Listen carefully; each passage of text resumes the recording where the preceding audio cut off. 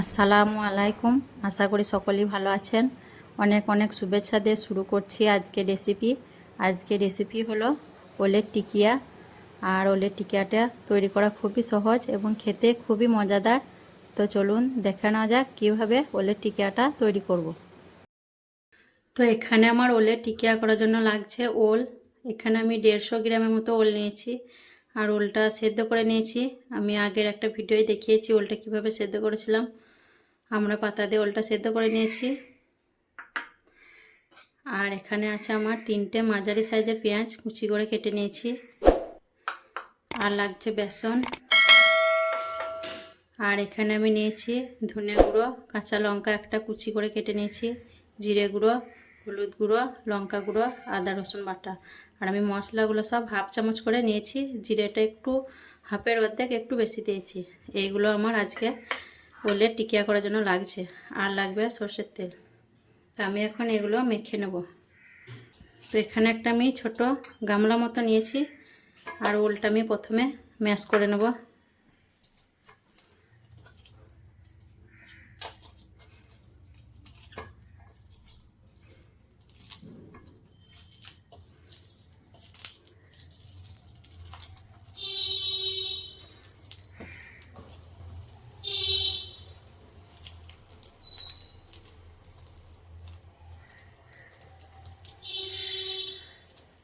ওলটা খুব ভালোভাবে ম্যাশ করছি না, শুধুমাত্র হাত দিয়ে একটু করে চেপে চেপে দিলাম। সময় ওলটা আরও গলে যাবে।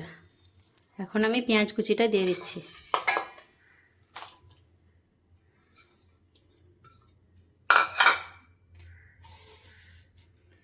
দিয়ে দিচ্ছি 1 চামচের মতো নুন। মশলাগুলো সব দিয়ে দিচ্ছি।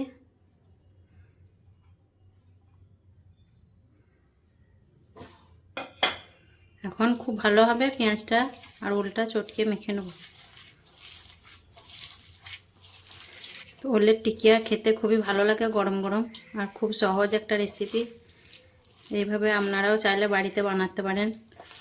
আর মশলা ওল কম বেশি যেমন নেবেন আপনারা পরিমাণ মতো সব কিছু নিয়ে নেবেন। ওলটা আর পেঁয়াজটা আমি ভালোভাবে মেখে নিলাম মশলার সঙ্গে। এখন আমি বেসনটা দিয়ে দেব। প্রথমে 2 চামচ দিচ্ছি। 2 চামচ দিয়ে মাখবো আগে, লাগলে আবার দেব। বেসন বেশি দেব না, অল্প মধ্যেই হয়ে যাবে। শুধুমাত্র টিকিয়াটা যাতে না ছেড়ে যায় ভাজার সময়, তার জন্য বেসনটা দেওয়া।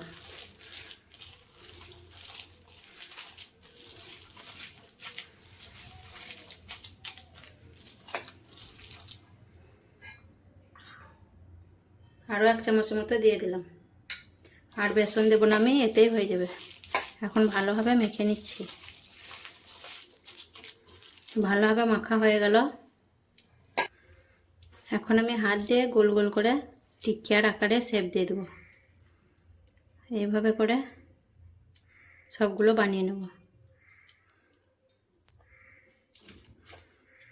এতে যে কোনো শেপ দেওয়া যেতে পারে, এরকম গোল করেও দেওয়া যাবে। আমি টিকিয়া আকারে দিয়ে দিচ্ছি। আর এটি গরম ভাতের সঙ্গে খেতে গরম গরম খুবই ভালো লাগে। তো অবশ্যই একবার আপনারা বাড়িতে বানিয়ে দেখবেন, খুবই মজাদার একটি রেসিপি।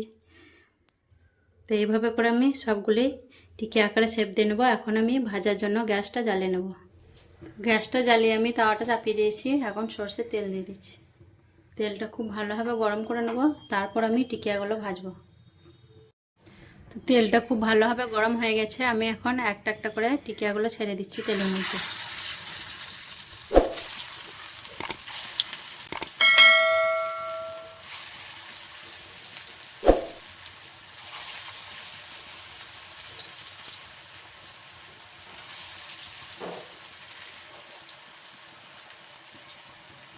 এক পিঠ খুব ভালোভাবে হওয়ার পর তারপর আমি পাল্টে দেব, নইলে ভেঙে যাবে।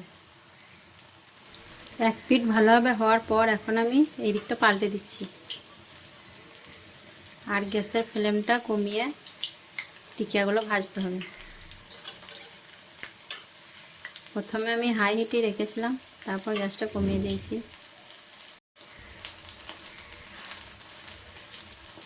এই পিঠটাও খুব ভালোভাবে ভাজা হয়ে গেছে। এখন আমি টিকিয়াগুলো তুলে নেব। আর এগুলো ভাজতেও বেশি সময় লাগে না, অল্প সময়ের মধ্যে ভাজা হয়ে যায়।